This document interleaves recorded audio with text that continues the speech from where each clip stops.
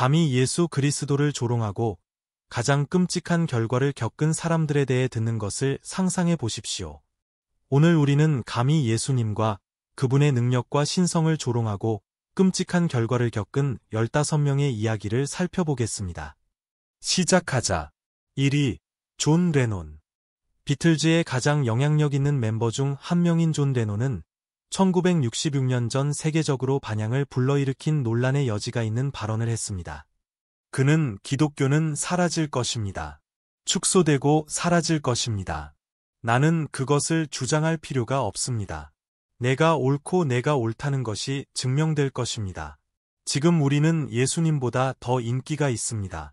어느 것이 먼저 사라질지 모르겠습니다. 로큰롤 또는 기독교. 이 성명은 충격과 분노를 불러일으켰는데 특히 미국과 같이 기독교가 강한 국가에서는 더욱 그렇습니다. 비틀즈 음악에 대한 보이콧, 음반 불태우기, 밴드에 대한 비난의 공세 등이 있었습니다. 레논은 나중에 철회를 시도했지만 피해가 발생했습니다. 레논이 말이 미치는 영향은 신성모독과 무례한 발언이 얼마나 깊고 지속적인 영향을 미칠 수 있는지를 보여주는 분명한 예입니다. 1980년, 레논은 자신의 발언을 행동 동기 중 하나로 인용한 열광적인 팬인 마크 데이비드 체프먼, 마옥 데이비드 체프먼에 의해 살해되었습니다. 체프먼은 레논을 향해 5발의 총격을 가했고, 레논이 등과 어깨에 4발의 총탄을 맞았습니다. 레논은 병원으로 이송됐으나 부상을 입어 숨졌다. 그의 죽음은 전 세계를 충격에 빠뜨렸고, 음악사에 지울 수 없는 흔적을 남겼습니다. 존 레논과 같은 공인의 삶은 종종 면밀히 조사되며 그들의 발언은 지속적인 영향을 미칠 수 있습니다. 레논은 그의 재능과 음악에 대한 부인할 수 없는 공헌에도 불구하고 말의 힘과 영적 가치를 존중해야 할 필요성에 대해 강력한 경고를 남겼습니다. 그의 이야기는 신성한 것을 조롱하는 것이 예측할 수 없고 파괴적인 영향을 미칠 수 있다는 사실을 암울하게 상기시켜줍니다. 2위, 마릴린 먼로. 할리우드의 가장 큰 스타 중 한 명인 마릴린 먼로는 많은 사람들이 기독교에 대한 그녀의 태도와 관련하여 비극적인 운명을 겪었습니다. 한 번은 유명한 전도자 빌리 그레이엄 이슈 공연 중 먼로를 방문했을 때 그는 하나님의 영이 그녀에게 설교하도록 그를 보내셨다고 말했습니다. 그 설교자가 하는 말을 들은 후 그녀는 나는 당신의 예수가 필요하지 않습니다. 라고 대답했습니다. 며칠 후인 1962년 8월 5일, 먼로는 로스앤젤레스 브렌트우드에 있는 자신의 아파트에서 숨진 채 발견되었습니다. 공식적인 사망 원인은 바르비투르산염 과다 복용이었지만 많은 사람들은 이보다 더 많은 이야기가 있을 것이라고 추측하고 있습니다. 노마 진 모텐슨, 노어머 진 모어턴선으로 태어난 마릴린 먼로는 카리스마, 아름다움, 재능으로 유명한 미국 영화계의 상징적인 인물이었습니다. 그러나 그의 개인적인 삶은 불안한 어린 시절, 정신건강 문제, 일련의 소란스러운 인간관계 등 어려움으로 얼룩졌습니다. 큰 화면에서의 그녀의 성공은 그녀가 개인 생활에서 그토록 원했던 평화를 가져오기에는 충분하지 않았습니다. 먼로와 빌리 그레함의 상호작용은 기독교와 신앙에 대한 그녀의 거부를 상징하는 중요한 순간으로 종종 인용됩니다. 말로 마음을 감동시키는 능력으로 유명한 그레이엄은 확실히 먼로에게서 뭔가를 보고 그녀에게 복음 메시지를 나누려고 노력하도록 동기를 부여했습니다. 그러나 먼로의 차갑고 무시하는 반응은 그녀가 영적인 신앙으로부터 단절되었음을 상징하는 것으로 기억됩니다. 먼로의 죽음은 전 세계에 충격을 주었고 많은 질문에 답을 주지 못했습니다. 공식적으로는 자살로 판결되었지만 그녀가 케네디 가문을 비롯한 유력 인사들과의 관계로 인해 암살의 희생자였을 수도 있다는 이론이 있습니다. 정확한 상황에 관계없이 36세의 그의 비극적인 죽음은 인간의 취약성과 영성을 거부할 때 발생할 수 있는 결과를 일깨워주는 역할을 합니다. 3위, 타이타닉호의 창시자 토마스 앤드류스. RMS 타이타닉의 설계자인 토마스 앤드류스는 오만이 어떻게 몰락으로 이어질 수 있는지를 보여주는 또 다른 예입니다. 앤드루즈와 타이타닉 건설팀은 이 선박의 고급 설계와 방수 구획 덕분에 침몰할 수 없다고 선언했습니다. 이러한 자부심과 과신은 아이스타워 라인 직원의 다음과 같은 유명한 말로 상징되었습니다. 신조차도 이 배를 침몰시킬 수 없습니다. 1912년 4월 15일 처녀항해 중 타이타니코는 빙산과 충돌하여 침몰하여 앤드루스를 포함해 1,500명 이상이 사망했습니다. 타이타니코의 비극은 종종 인간의 나약함과 통제할 수 없는 자연의 힘과 신의 뜻에 맞서는 오만의 무익함을 상기시키는 것으로 간주됩니다. 수석 건축가인 앤드루스는 승객들의 탈출을 돕고 끝까지 생명을 구하려고 노력하는 모습이 마지막으로 목격됐다. 타이타니코의 침몰은 역사상 가장 악명 높은 해양 재해 중 하나였습니다. 벨파스트의 하워런드 앤드 울프 조선소에서 제작된 타이타니코는 기술 진보와 럭셔리함의 상징이었습니다. 최고급 숙박시설은 당시 최고의 호텔과 맞먹을 만큼 최첨단 보안 기술을 갖추고 있었습니다. 그러나 함선의 무적성에 대한 맹목적인 확신은 재앙적인 재난을 초래했습니다. 운명적인 밤, 타이타니코는 주변에 빙산이 있다는 경고에도 불구하고 빠른 속도로 항해하고 있었습니다. 배가 빙산과 충돌했을 때 방수 구획은 뒤따르는 비극을 막기에 충분하지 않았습니다. 3위, 타이타니코의 창시자 토마스 앤드류스. 물에 떠있게 유지해야 하는 방수 구획이 범람하는 물을 담지 못했습니다. 몇 시간 만에 가라앉지 않는 타이타니코는 수백 명의 목숨을 앗아가며 북대서양 바닥에 가라앉았습니다. 토마스 앤드류스는 종종 비극적인 영웅으로 기억됩니다. 침몰하는 동안 그는 구명조끼를 나눠주고 여성과 어린이들이 구명정에 탑승하도록 돕고 승객들에게 상황의 심각성을 알리는 모습이 목격되었습니다. 마지막 순간까지의 그의 헌신은 그의 성격을 강조하지만 이는 또한 인간의 자만심과 오만의 결과에 대한 암울한 증거이기도 합니다. 4위, 안나스.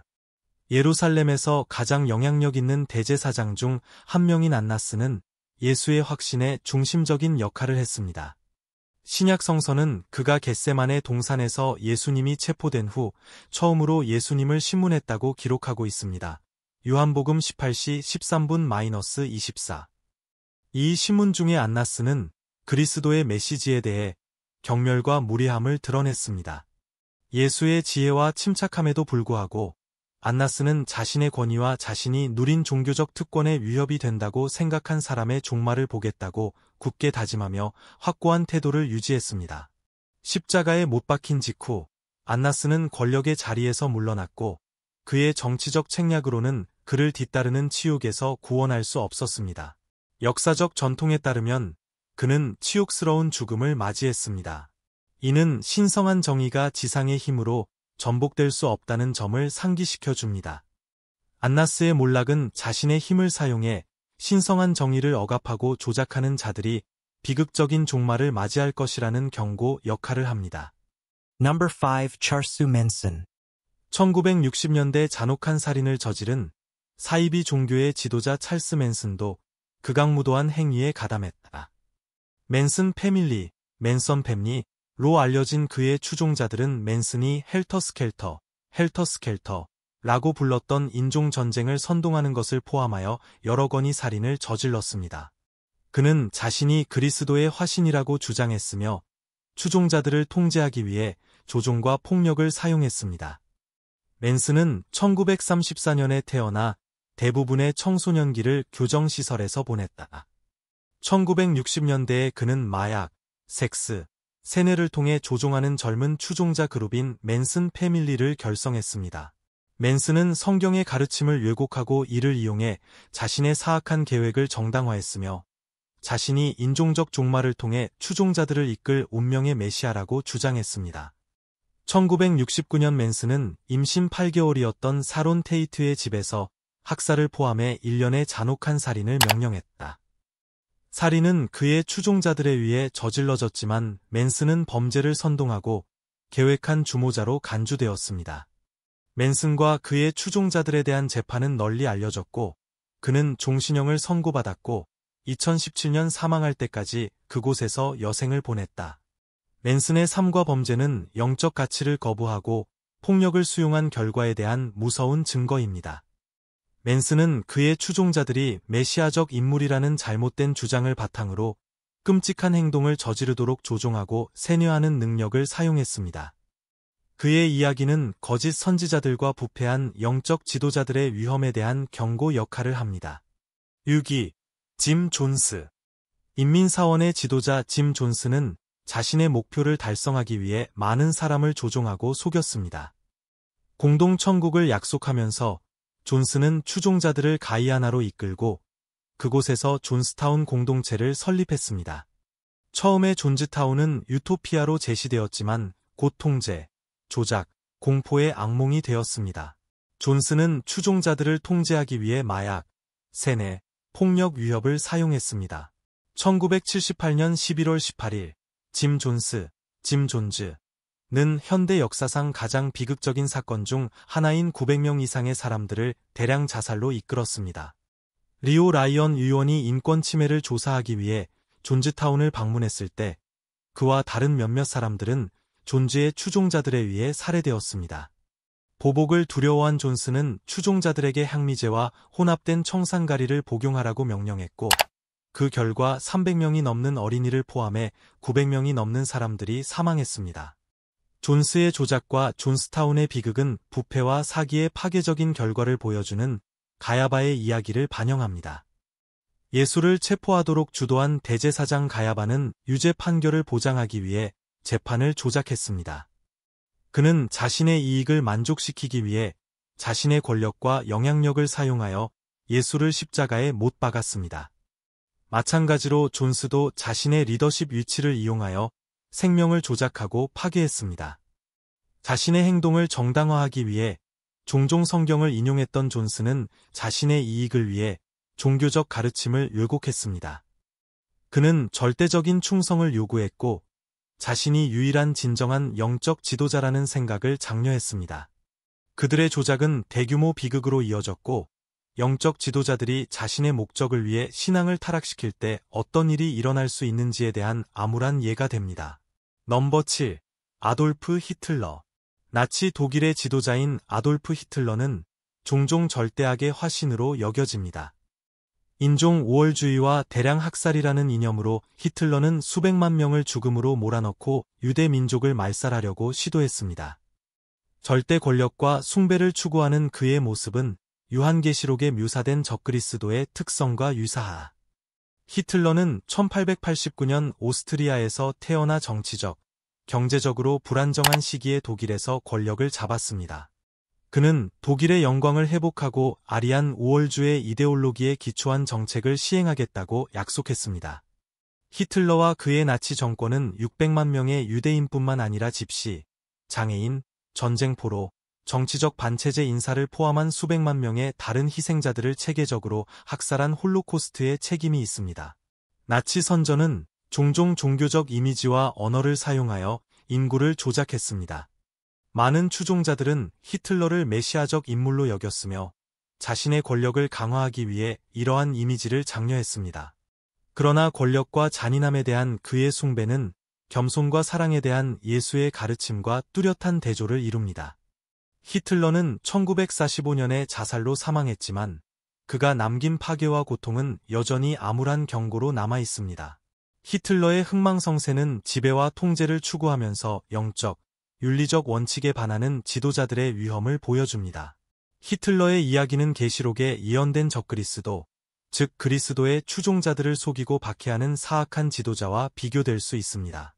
둘 다 오만과 증오의 파괴적인 힘을 상징하며 둘 다 비극적이고 피할 수 없는 종말을 맞이했습니다. 절대 권력을 추구하고 영적 가치를 거부하는 것은 파괴와 고통으로 이어집니다. 8위. 십자가에서 조롱한 군인들. 예수님이 십자가에 못 박히실 때 조롱했던 로마 군인들은 복음서에서 심각한 무례함을 나타내는 인물입니다.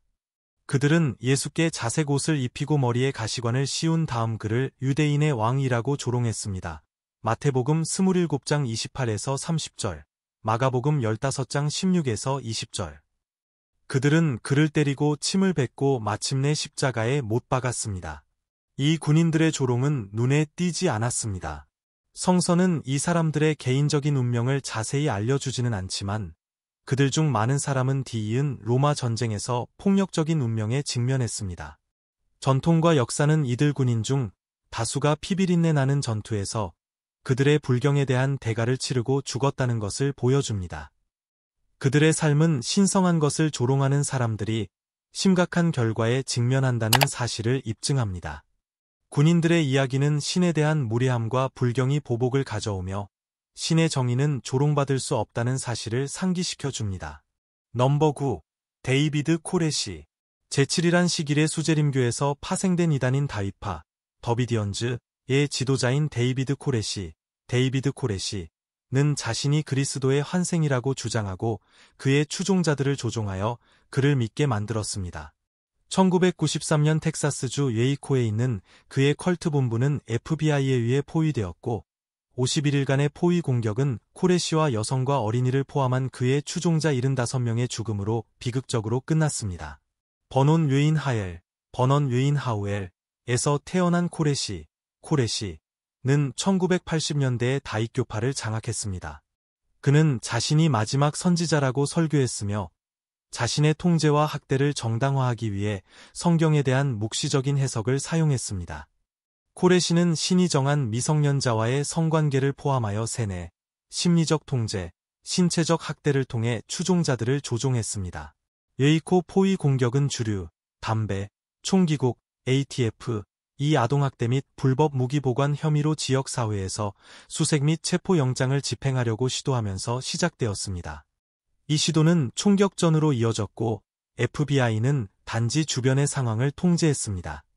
포위 공격은 51일 동안 지속되었으며 그동안 긴장된 협상과 코레시를 항복시키려는 노력은 실패했습니다. 1993년 4월 19일 FBI는 항복을 강요하기 위해 최루탄을 사용하여 최종 공격을 시작했습니다. 그러나 단지에서 화재가 발생하여 코레시와 많은 어린이를 포함한 추종자 75명이 사망했습니다. 화재 원인은 논란의 여지가 있지만 웨이코의 비극은 미국 역사상 가장 논란이 많은 법 집행 작전 중 하나로 남아 있습니다. 영적 지도자들이 권력을 남용할 때 존스타운의 비극은 카리스마 넘치는 지도자들을 의심 없이 따르는 것의 위험성에 대한 가장 분명한 경고 중 하나로 남아 있습니다. 예수께서 언급하신 거짓 선지자들처럼 짐 존스도 자신의 영향력을 사용하여 속이고 멸망시켰습니다. 그녀의 이야기는 종교를 조종하고 통제하는 사람들에 대한 영적 분별력과 경계심의 중요성을 상기시켜줍니다. 등번호 10 베니토 무솔리니. 이탈리아의 파시스트 독재자 베니토 무솔리니는 자신을 국가의 구세주라고 선언하고 가톨릭 교회를 박해하여 신에 대한 신앙을 국가에 대한 충성으로 대체했습니다. 무솔리니는 카리스마 넘치는 연설가였으며 자신의 기술을 사용하여 대중을 조종하고 권력을 강화했습니다. 그는 자신을 이탈리아의 영광을 가져올 메시아적 지도자로 제시했지만 그의 정권은 잔인함과 억압, 나치 독일과의 비참한 동맹으로 얼룩졌습니다. 무솔리니는 1883년에 태어나 파시스트 운동을 창시하기 전 사회주의자로서 정치 경력을 시작했다. 1922년에 그는 로마 행진을 이끌었고 그 결과 총리로 임명되었습니다. 무솔리니는 재빨리 권력을 강화하여 전체주의 독재 정권을 수립하고 반대파를 진압했습니다. 그는 정권에 대한 절대적인 충성을 요구하면서 파시스트 국가를 신성한 실체로 홍보했습니다. 무솔리니는 정권 기간 동안 가톨릭 교회를 통제하고 종속시키려고 여러 차례 시도했습니다. 그는 1929년 바티칸 시국을 주권 국가로 확립하고 이탈리아 정부와 교회를 화해시키는 라테란 조약에 서명했지만 계속해서 파시즘을 일종의 세속 종교로 장려했습니다. 그의 반체제 인사 박해와 널리 퍼진 우상 숭배는 많은 기독교인과 종교 지도자들을 멀어지게 했습니다. 1940년 무솔리니는 아돌프 히틀러와 동맹을 맺고 추축국 편에 서서 제2차 세계대전에 참전했습니다. 그의 무능한 지도력과 처참한 군사적 결정은 이탈리아의 패배와 그의 정권의 붕괴로 이어졌다. 1943년 무솔리니는 실각하고 체포되었으나 독일 특공대에 의해 구출되었다. 그는 이탈리아 북부에 새로운 계례 정부를 세우려 했으나 1945년 추축국의 패배가 임박하자 무솔리니는 스위스로 도망치려 했다. 무솔리니는 이탈리아 빨치산에 의해 체포되어 즉결 처형되었습니다. 그의 시신은 밀라노로 옮겨져 광장에 거꾸로 매달렸고 그곳에서 군중의 분노를 샀다. 그의 잔혹한 죽음은 폭정적인 정권의 종말을 의미했으며 권력을 남용하는 사람들을 기다릴 수 있는 무자비한 정의의 예로 기억됩니다. 11위 이오시프 스탈린. 소련의 지도자 이오시프 스탈린은 철권 통치로 인해 정치적 숙청과 강제기아, 잔혹한 탄압으로 수백만 명이 목숨을 잃었습니다. 스탈린은 모든 형태의 종교를 박해했으며 신에 대한 믿음을 근절하고 자신의 인격에 대한 숭배로 대체하려고 노력했습니다. 그의 테러와 억압 정권은 소련을 종교의 자유와 기타 기본적인 자유가 심각하게 제한되는 전체주의 국가로 만들었습니다. 스탈린은 1878년 조지아에서 태어나 볼세비키 혁명가로서 정치 경력을 시작했습니다. 1924년 레닌이 죽은 후 스탈린은 권력을 강화하고 소련의 절대적인 지도자가 되었다. 그는 농업의 강제 집단화와 급속한 산업화 정책을 시행하여 특히 홀로도모르 기간 동안 수백만 명이 사망한 우크라이나에서 대규모 인구 이동과 대량 기아를 초래했습니다. 스탈린은 또한 대숙청, 그레이퍼지으로 알려진 일련의 정치적 숙청을 시작했는데 그동안 수백만 명의 사람들이 처형되거나 투옥되거나 노동수용소, 굴라그로 보내졌습니다. 희생자 중에는 공산당원, 군인, 지식인, 반혁명 활동 혐의로 기소된 일반 시민들도 포함됐다. 스탈린의 테러 정권은 20세기 가장 잔혹한 정권 중 하나였습니다. 스탈린은 국가 무신론을 조장하고 교회를 폐쇄하고 성직자를 박해하고 자신의 인격 숭배를 조장했습니다. 그는 신에 대한 믿음을 국가와 자신에 대한 숭배로 대체하여 많은 소련인들에게 세속적인 신이 되었습니다. 모든 형태의 종교적, 정치적 반대를 제거하기 위해 선전과 탄압이 사용되었습니다. 스탈린은 1953년에 사망했고 그의 테러 정권은 고통과 죽음이라는 유산을 남겼습니다. 소련은 스탈린의 과잉과 범죄를 비난한 그의 후계자 니키타 흐루시초프 치하에서 탈스탈린화 기간을 겪었습니다. 그러나 그의 정책의 영향과 그가 초래한 파괴는 권위주의와 폭정의 위험성에 대한 경고로 계속 기억되고 있습니다. 12위 가룟 유다. 예수님의 12제자 중 하나인 가룟 유다는 역사상 가장 악명 높은 반역자로 기록되었습니다. 그는 그의 주인을 은화 30잎에 팔았는데 이는 가장 깊은 배신에 비해 아주 적은 액수였습니다. 마태복음 26장 14대 15절을 보면 유다가 그의 사악한 행동을 계획하는 것을 볼 수 있습니다. 12 중에 하나인 가룟 유다라 하는 사람이 대제사장들에게 가서 이르되 너희가 내게 무엇을 주기를 원하느냐 내가 그것을 넘겨주리라 그에게. 그리고 그들은 그에게 은 30을 주었습니다. 그의 배반은 마태복음 26장 49대 50절에 기록된 대로 겟세마네 동산에서 입맞춤으로 절정에 달했습니다.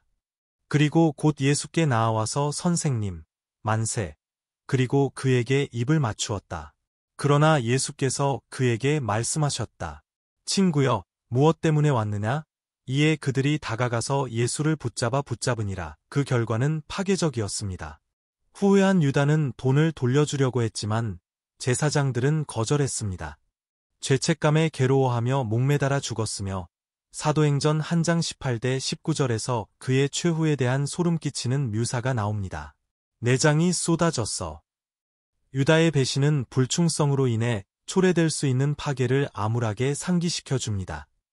12사도 중 한 명으로 선택된 유다는 예수님과 함께 걸으며 그분의 기적과 가르침을 목격할 기회를 가졌습니다.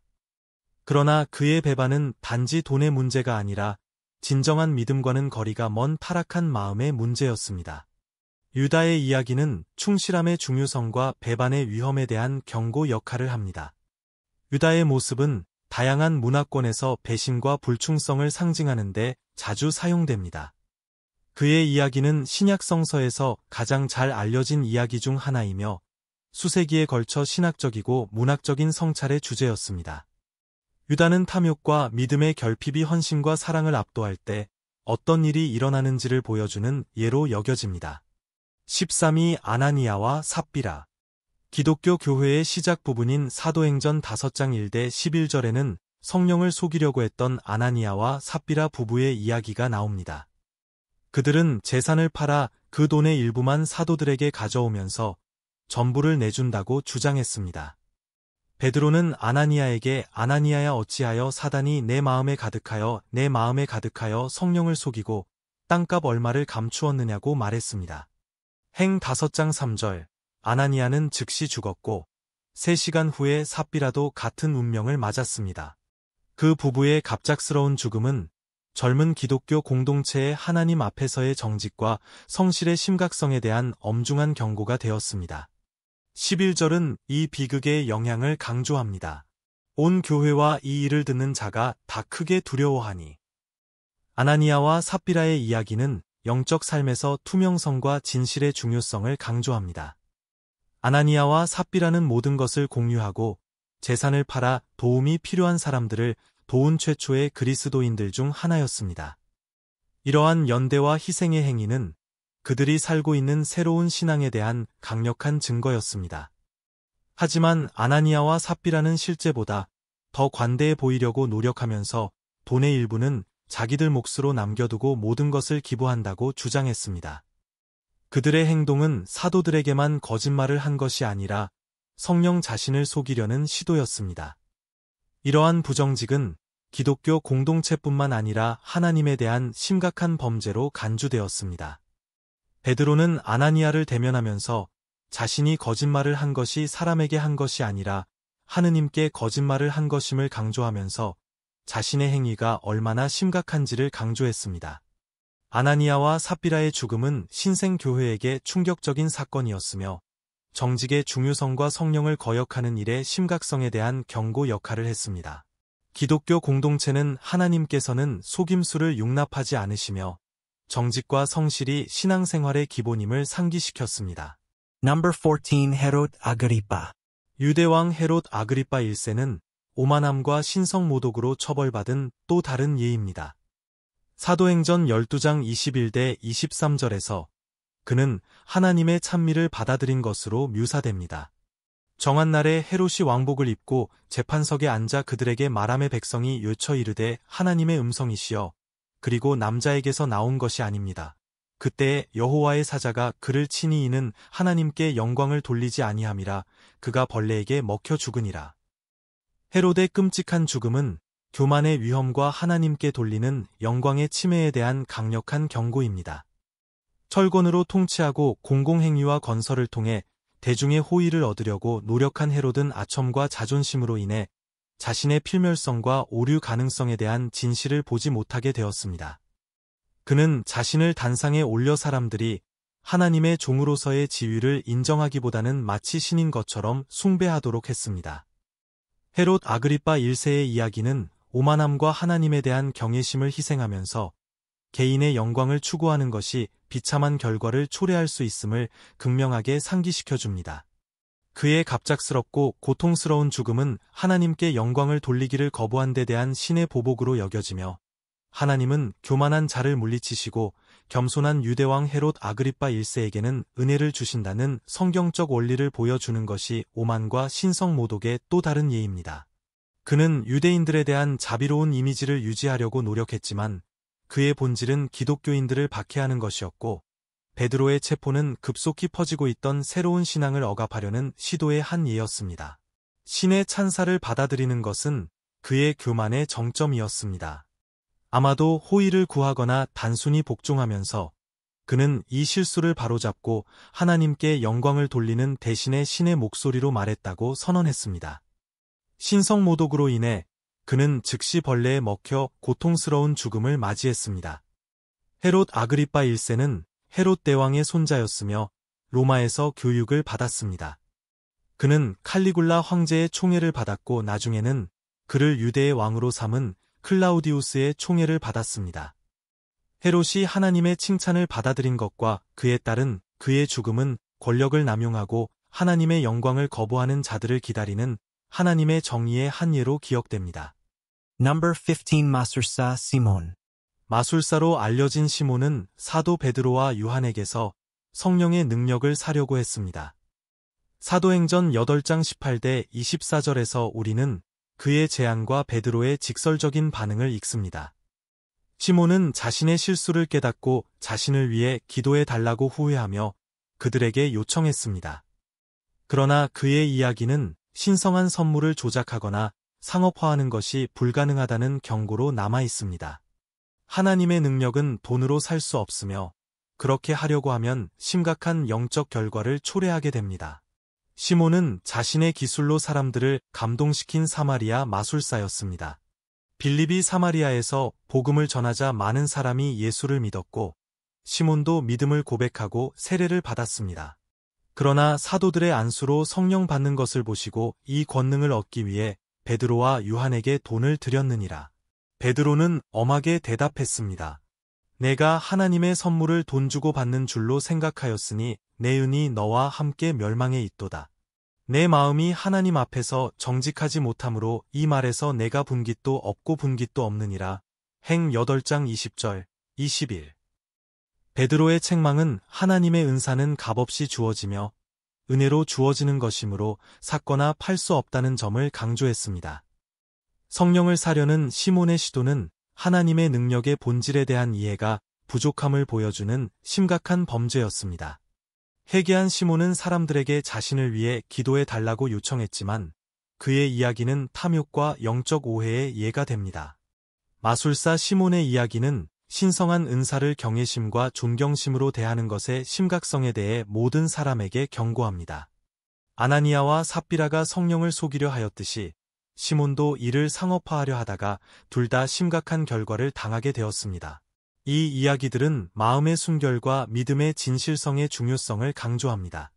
이러한 고대와 현대의 이야기는 우리에게 교만, 신성 모독, 조작, 영적 가치에 대한 거부의 결과를 상기시켜줍니다. 이 교훈이 우리가 신성한 것을 조롱하고 어두운 운명에 직면한 사람들의 비극적인 실수를 피하고 존경과 존경의 삶으로 인도하기를 바랍니다. 아래에 당신의 의견을 댓글로 달고 예수님을 조롱한 결과에 대해 알고 있는 이야기를 남겨주세요. 하나님의 축복이 있기를 바라며 다음 영상에서 뵙겠습니다.